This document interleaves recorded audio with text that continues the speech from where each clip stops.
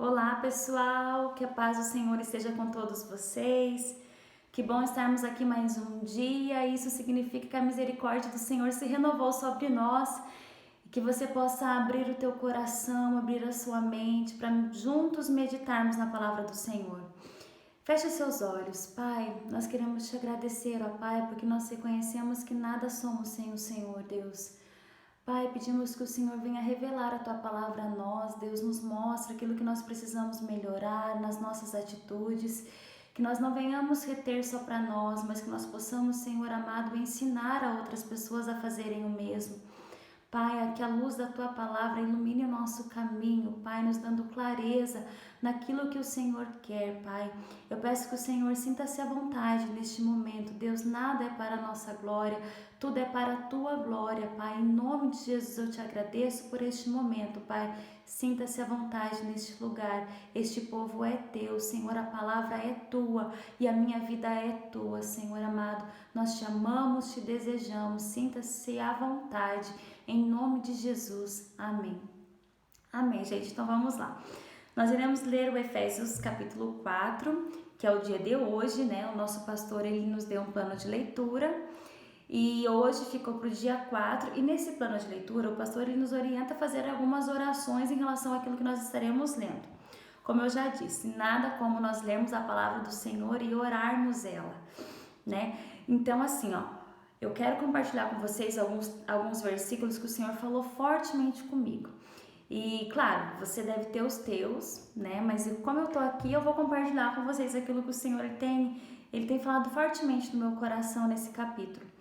Começa logo no primeiro versículo. Tanto que o pastor colocou assim, ó, do versículo 1 ao versículo 16, está dizendo assim, ó: peça a Deus que o ajude a identificar o seu dom e a desenvolvê-lo para a glória dele e a edificação da nossa igreja. Então, assim, o dom que o Senhor nos deu sempre vai ser para a glória dele e para a edificação do nosso próximo. Amém? Para a edificação da igreja.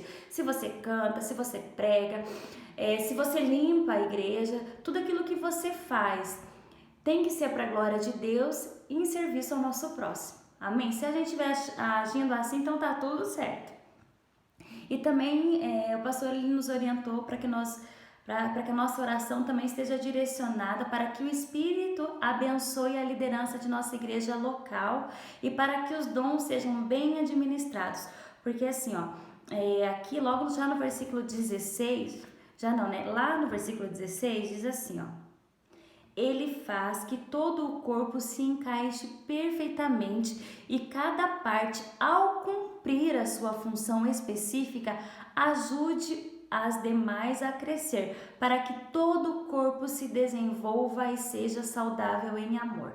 Amém? Então, assim, ó, eu vou compartilhar com vocês alguns versículos. Eu quero começar pelo primeiro, que logo que já vai falando com a gente quando diz assim, ó: que nós possamos viver de modo digno do chamado que nós recebemos. Então, que nós possamos viver de maneira digna.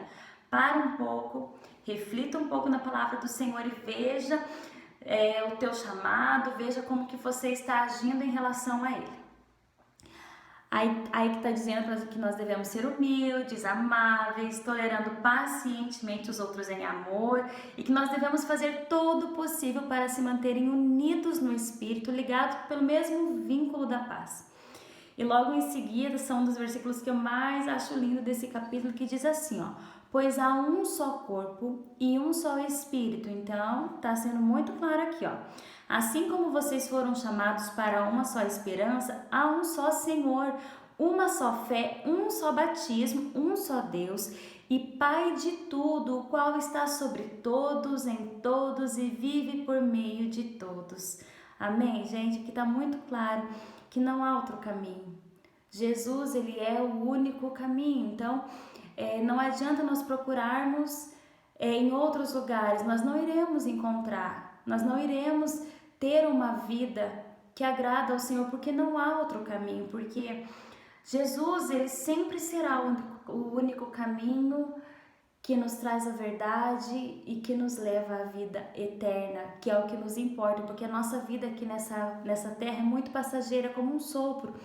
Eu não tenho o dia de amanhã, eu não sei o dia que o Senhor reservou para me levar para morar com Ele. né? Eu não sei o que vai acontecer amanhã. Então, como meu marido sempre fala, nós devemos planejar a nossa vida como se nós fôssemos viver uns 100 anos, cuidando da nossa alimentação, vivendo bem, né? Fazendo aquilo que nós sabemos que vai nos manter assim melhor até os 60 anos. Mas que nós devemos buscar a santidade, nos santificar, nos purificar como se Jesus fosse voltar a qualquer segundo. Então, assim, não há outro caminho, não há outra verdade. E eu fico muito feliz com a oportunidade que o Senhor me deu de poder falar isso para vocês ou para alguém que não conhece a Jesus ou conhece, mas não quer viver no caminho dele. Não existe outro caminho, há um só caminho, há um só Deus, uma só fé, um só batismo e um só Deus e Pai de tudo, o qual está sobre todos, em todos e vive por meio de todos. Amém? E logo no versículo 11 vai dizendo assim que o Senhor designou alguns para apóstolos, profetas, evangelistas, outros para pastores e mestres para nos levarmos, né? Para nos levarmos mais perto de Cristo, para que haja edificação do corpo de Cristo. E aí lá no versículo 16 que diz assim, ó, ele faz que todo o corpo se encaixe perfeitamente e cada parte, ao cumprir a sua função específica, ajude as demais a crescer. Então, assim, quando nós pedimos para que o Senhor ele nos mostre qual é a nossa parte no corpo, vai haver o crescimento, não tem como ser diferente. Então, que a nossa oração nesse capítulo seja para que o Senhor ele mostre para nós aonde nós devemos estar, para que haja o crescimento saudável, porque eu não posso querer ser todas as coisas na igreja, eu não posso querer ser como o pastor que está pregando, ser igual a ele, ser ele, porque eu tenho a minha singularidade, eu sou única diante de Deus. Então, cada um tem o seu papel. Então, que você possa buscar o Senhor e pedir para que Ele te mostre qual que é o dom, qual é o teu chamado, para que você prospere, como está dizendo aqui, ó, para que você ajude as demais partes do corpo a crescer, para que todo o corpo se desenvolva e seja saudável em amor. Amém? Que a nossa oração possa ser essa. Aí, logo no versículo 17... ao 32 está dizendo assim, o pastor nos orientou. Gente, estou tentando falar bem rapidinho porque eu não quero que esse vídeo fique muito comprido, porque eu quero que você pare para escutar ele. E diz assim, ó, do verso 17 ao 32, está dizendo aqui, ó, peça ao Senhor que o ajude a viver segundo a sua vontade. Gente, não sei se para você é fácil, mas tem vezes que é muito difícil para mim, porque às vezes a gente faz aquela oração já falando para Deus como a gente sabe que vai ser melhor, né? A atitude que Ele deve, né, tomar na nossa situação. A gente sabe tudo. Então a gente sempre quer dar uma orientação para Deus daquilo que Ele podia fazer. Mas assim, pedir para que o Senhor faça a sua vontade no finalzinho da oração, assim como Jesus fez. Senhor, se for possível, afaste de mim este cálice. Se não, que seja feita a sua vontade. É uma oração difícil de se fazer, mas que o Senhor ele nos ajude a sempre fazer essa oração. Deus, tá aqui os meus planos, mas que o Senhor dê a última palavra, como diz, né? Como nós já conhecemos essa passagem. Aí tá dizendo assim, ó. Peça ao Senhor que o Senhor o ajude a viver segundo a sua vontade, abstendo-se de tudo o que o desagrada. Então, tudo o que o desagrada. Logo mais para frente, vai dizer assim, ó, lá no versículo 21.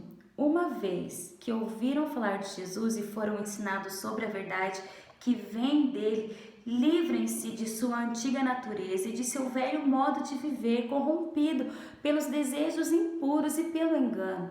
Deixem que o Espírito renove os seus pensamentos e atitudes. Então, assim, deixe que o Espírito renove os seus pensamentos e atitudes. Então, que nós precisamos colocar em prática aquilo que o Senhor nos manda fazer. Olha que lindo esse versículo aqui, ó. Não pequem ao permitir que a ira os controle. Eu acho lindo esse versículo aqui, porque isso aqui ele está escrito lá no Salmo 4:4, se não me engano.